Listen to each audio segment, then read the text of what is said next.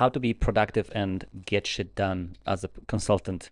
I mean, there's a lot of conversation around this. Obviously, there is a practical part of like actual delivery, and we can talk about strategies and growth of your business and whatever. But like, I get a lot of questions from my clients. How do you actually structure your days, your weeks, your months, um, so that you stay productive and you know get shit done, right? And so, especially if you're a solo consultant, maybe you have a VA or two like myself, that can feel a little bit lonely, but also and also you have to wear so many hats and you have to stay on top of things. And like, how do you actually make things happen so you don't get overwhelmed, burned out, you don't miss anything, right? And so there's a couple of things that I kind of implemented in my business, in my professional life years ago. And I remember when I joined my first corporate role, one of the main trainings that they gave us was manage self. And I was at that point I was like very, very surprised about like, what does this have to do with the actual job I'm supposed to do, and deliver. And then I realized, well, how you deliver the job and how you manage your time and manage others and stakeholders and everything else, and mainly how do you manage yourself in terms of your time, your energy, your focus, your mindset. So that is super important and has a massive impact on the actual delivery piece, right? And so today I wanted to give you a bit of a some notes, if you will, right? I have some notes on what I do and how I run my business here as well. Um, First thing is that what is very, very important is that very often we're just not aware of where the time goes. Like, what the hell are we actually doing? And then you just, at the end of the day, at the end of the week, you look at the week like, well, I haven't done anything. It just feels like I've been busy, but I haven't done anything, right? And so that is a massive trap. That is a massive problem and a massive challenge. And the easiest way to combat this is to track your time. And I know you're thinking now like, oh my gosh, like I don't have the time, and I don't want to now spend more time on tracking the time that I don't have. But awareness of anything is the first step of to change, right? So if you are aware of like where the time goes, where you're spending your time, then you can change, implement change. You can adjust and tweak and whatever, right? And so time tracking is a massively important piece. Like, you don't have to necessarily use any tools. You can, I'm just using a regular Google sheet. Whenever I feel overwhelmed, I do track my time for at least 2 weeks. And we need 2 weeks, at least 2 weeks, because we need to have enough data points to draw conclusions, right? I'm using a regular Google sheet. There are different tools out there. You don't have to have a tool. Whatever really works. Whatever, like, you can just take notes, right, on your notepad. One hack, if you will, is that I learned early in my career is to put everything on your calendar. Like, every single thing that happens in my life is on the calendar. If it's not on the calendar, it doesn't happen. And if I need to send an email, I'm gonna put a 5 minute, note or a block on my calendar. I'll write the email, right? Call this person, do that, right? And so what it does, it helps me to do two things. One is this thing actually happens because it's planned. It's not a to-do list. It's actually put at a certain point in, of the day. And I put it strategically, and I'll come back to like where I would put it and how do I strategically map my day. But I put it strategically, at a certain time of the day. So that's number one. Number two, it will, like, you get the reminder, right? You get a reminder notification like, oh shit, I forgot to write an email or respond to this or call that person, right? Number three, it actually serves as time tracking piece as well. Like, if you forgot what you've been doing, then you look at your calendar and then you're like, oh, I actually moved this here, I moved this there, that didn't happen. The whole point of time tracking is to understand what is the dynamic. Like, if you are you putting too many tasks on your plate? Are you, actually delivering on the things that you have promised? Are you, overstretching yourself too much? What are the things that you keep pushing away? What are the things that you're, if you're pushing away, the question is why, right? If you push away this one project, then if you're not finding, it's all about finding the time for things, right? It's a matter of priorities. How do you know something is a priority? You find the time to do it, right? And so if you keep pushing this project, like create a website, and you just keep pushing it, then that means it's not a priority. So I would then question, do you actually need a new website? Is this something that what are the other priorities that are, higher than this? Another solution for this is to go and understand, perhaps those things that I keep pushing, those things that are not happening, maybe I just have to delegate them, right? When you time track, you can see exactly like what are the tasks that you have on your plate, what are the tasks that are actually worth your time, what are the tasks that you shouldn't, you should completely delete from your business. And that brings me to the framework that I came up with, that it's called the DAD framework, DAD, delete, automate, delegate. If you look at your 2 weeks worth of time tracking, and then you scan those every task, and you have those 3 categories: delete, automate, delegate. You go through the task and you're like, well, do I really have to do this thing in my business, in general, at all? Do I really have to do bookkeeping? Yes, you do. Okay. Do I really need to be attending this meeting every week? No, you don't, right? So you go through your task, and you kind of verify or filter them with a lens of, can I delete this from my business? And if yes, then why are you doing this? Completely delete it.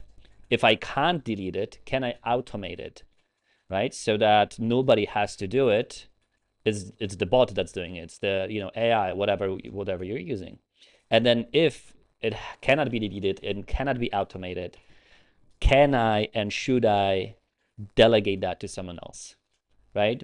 Because you should only focus on the things that you can deliver, and also the things that actually are moving the needle and bring the business and bring the money.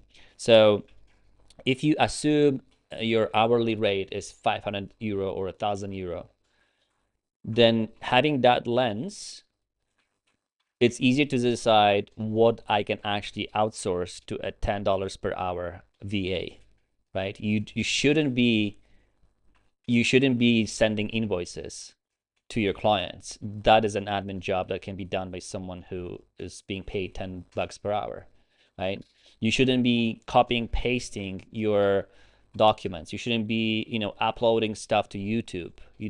Like those things, they're important, but they're not things or tasks that you should be spending your time on. Like, your time is worth more somewhere else, right? And so you have to identify it, and it's going to be different for every business, but you have to identify the tasks that are important for you, the tasks that actually move the needle, and focus on those tasks. And the rest, if it has to be done by a human, then the rest has to be outsourced, right? So that's the whole point of time tracking.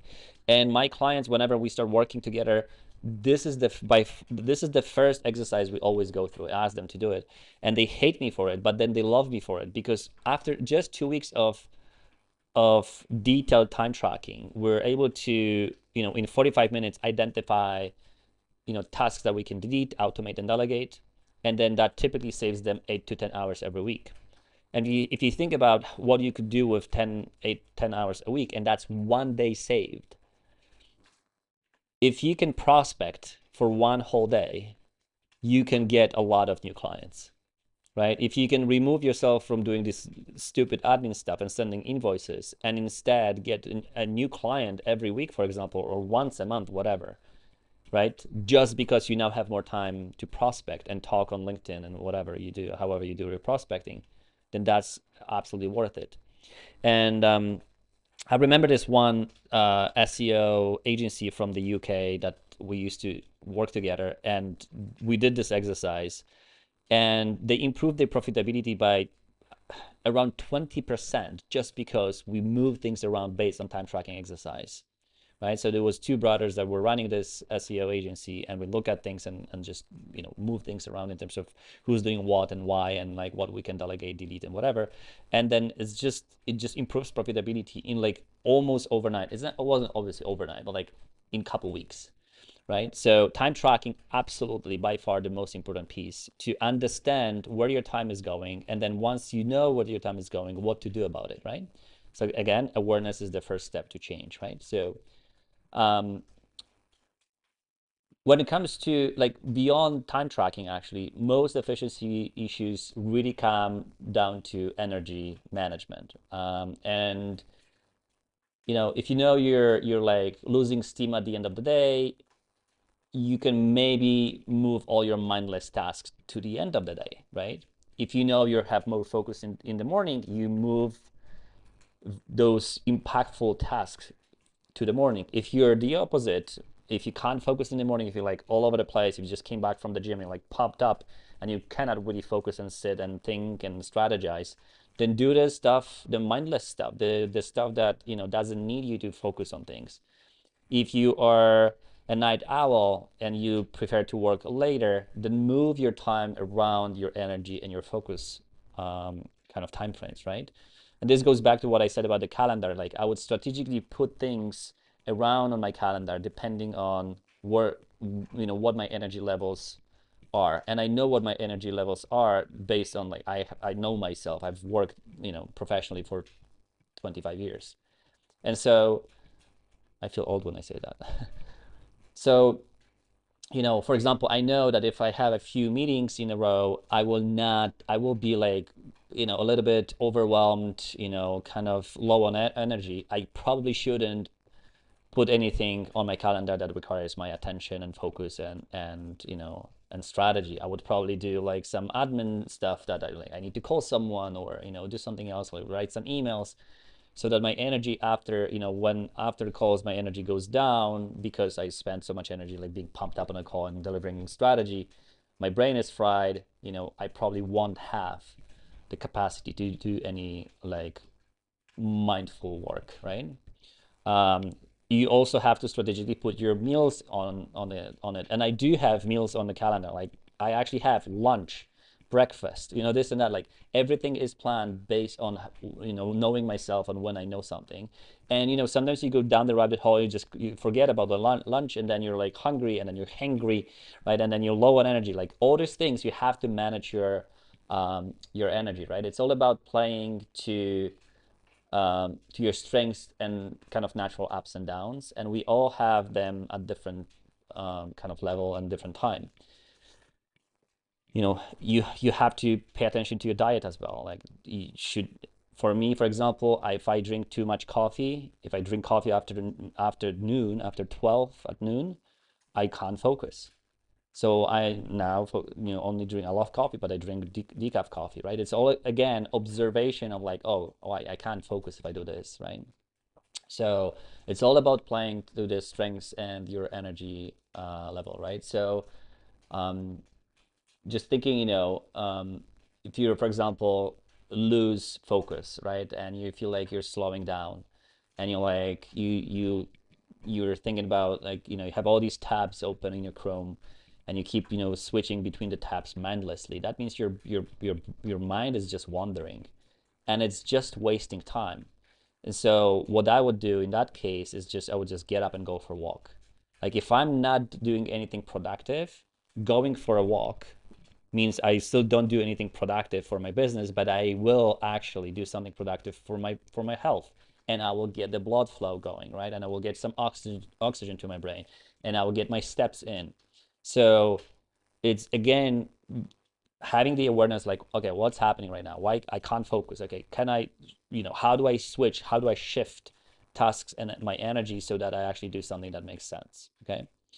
Um, what is important also is, like when you are on the roll, like if you're like down the rabbit hole, you're super efficient, super effective, and like you're doing, just keep on going, right? If you feel like you're sluggish, and just observe your energy and kind of follow the path of that energy and focus, right? um, in terms of kind of your environment, what is important is that you prepare your environment as well. Like If you sit down and start working and all of a sudden like, oh, I want water, you go to the kitchen, get water, and then you come back, you're already distracted. And then like, oh, now I'm hungry. Now you go back, right? Oh, now I need to go to the toilet. You go, like, you have to prepare your environment. So get your coffee, get your water, get your tea. Like if you're supposed to have an hour of focused work right now, you cannot be distracted by stuff, right? And also like multitasking does not exist. Unlike anyone who says like, well, you can multitask, you can't. Switching tasks is removing, I think, around 20% of efficiency, because it takes time for you to close the previous task, readjust towards the new task. Kind of the new task ramps up. And then if you switch again, and then you have to close this task, and again, remind yourself about like, what is this piece that I need to switch my gears towards something else, right? So it's better to work in batches, and it's better to work like in the focus modes. And there's Pomodoro technique. Like I actually like it. Like I do work in 45, 15-minute blocks, or 45 minutes of work, 15 minutes of break.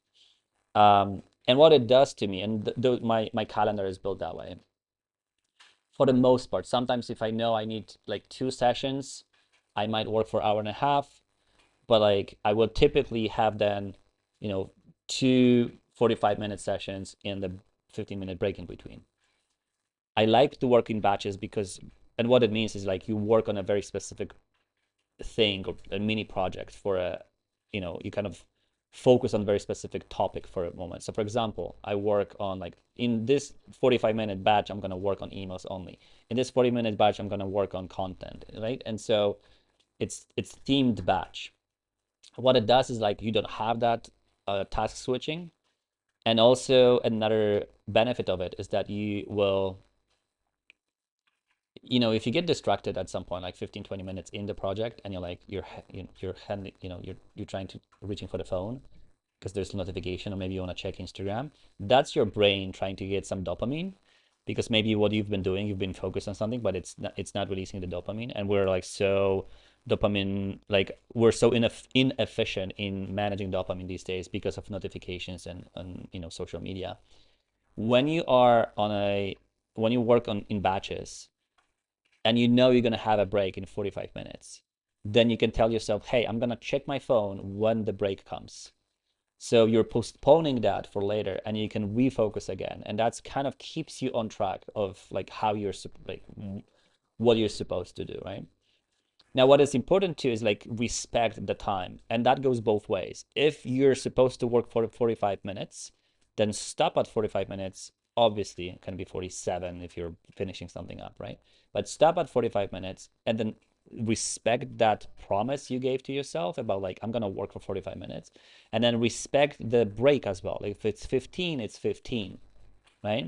It can be 17, but it cannot be 25, right? It's all about giving promises and respecting promises, and then that builds the discipline in yourself, right? You start respecting yourself, you start respecting your time. Super important for keeping the momentum and keeping the discipline built and routines and habits. Now, when it comes to, again, going back a little bit to the environment, I often use noise canceling headphones. I use, as you can see here, I use something that calms me down. Like I don't, I typically don't put any, video on it. Like this really calms me down. It's just a YouTube 24/7 fireplace video with no ads. I will put Brain FM, which I strongly recommend, or a classical music or something that has no lyrics, so my brain does not analyze the lyrics. It can be electronic music, something, classical music has been proven. There's research that says that it helps, kind of adjust your brain waves as well and helps you focus. Brain FM is scientifically, kind of has scientifically created music and sounds to help you focus, right? It's very important for, especially for people with ADHD. And so having noise canceling headphones helps a lot in loud environments, obviously. But sometimes even at home, when I work from home and I work, there's nobody here, I put them on because I there's also a habit, if you will, that when I put them on, that means work. It's kind of like a Pavlov's reaction, right? So like headphones on means we're working, and sometimes there's nothing like there's nothing playing. It's just the headphones on and noise cancellation, right? To kind of calm down all the stimuli from the outside, right? So again, whatever works for you, you have to find hacks on yourself and think like, what can help me? But if you work in a co-working space, for example, 100% noise canceling headphones are important. If you get distracted by people walking around, just think about like, how can I create my environment so that I'm not distracted? Pay attention to like what matters to you. Pay attention to what impacts you, right? If people keep randomly asking you, if you're in the office or co-working space, asking you questions, have a post-it note, say, hey, I'm busy, busy, talk to me in 45 minutes. That's not rude. That's just setting the environment for success, right? The fact that someone has a question right now and you answer that question, that means you're on their schedule because they have the time to ask the question now, but you are in the middle of something that's not your schedule to talk to someone, right? So you guys have to meet in the in the middle, if you will, like both of you have a break to talk about something. So working in batches, preparing environment, that is that is super important. When you make a break, you have to make an actual break. Like it has to be an actual break. It cannot be like, oh, I'm just gonna use the break to work more. No, the break is for you. Again, respect that decision. Go for a walk. If you're in the co-working space and it's a shitty weather outside, just go a few stairs ups and down, up and down. Get your body moving, replenish your water, play a video game, stare outside of the window, do something completely different to what you're doing. If you want to read a book that's not a business book. Do something that's completely different to what you typically do. An important thing is that for people who physically work, their break is break from physical work and then working with your brain. If you work with your brain, typically you should actually have a break by moving, right? So it's the opposite of what you do. So if you read a lot, if you work with your brain, if you're strategizing, go for a walk, do something physical. Playing a video game is also good. So you always have to respect the time and always make sure that you are actually taking the break, right? And then when motivation drops, and it will, what matters the most is to reminding yourself why you're doing what you're doing. If your why is strong enough, then the motivation will come automatically. But sometimes we just forget about it and we're just like so deep into the work and like we're getting things done and burning out in the process of it. So reminding yourself, if you do it for your family, if you do it for yourself, or whatever the goal is, if you want to go on a trip, if you do it for your children, if you do it for your parents, if you do it for you want to pay off the mortgage, you want to buy your, dream house or dream car, whatever that is, remind yourself about like, why the fuck am I doing what I'm doing? And you can have a post-it note that reminds you of something. You can have a picture of your family. You can have a picture of your car that you want to. You can have a mood board. I don't have it here because I'm packing, but like I have a mood board of like the things that I want to accomplish, and that's why I'm doing what I'm doing, right? And so it helps you refocus and realign your goals because we're tempted to look at things from like a short-term perspective, like, well, right now I just don't feel like doing this. But long term, if you just if you think about the long-term goals and the fact that like if you keep postponing delivering the thing that you have to deliver, then you will not reach your goal, or your goal will be postponed as well. So when you look at that goal, when you look at the reason why you do what you do, and it brings it back to here, like, yes, I really need to do this thing right now. There's a really cool exercise or a tool that I'm using with my clients. It's called the goal pyramid. I will record another podcast on it. That allows you to break down that big goal into smaller chunks and bring it back to like where you are right now. And then it will help you understand and visualize and actually see, why am I doing what I'm doing right now and how that leads to that big goal.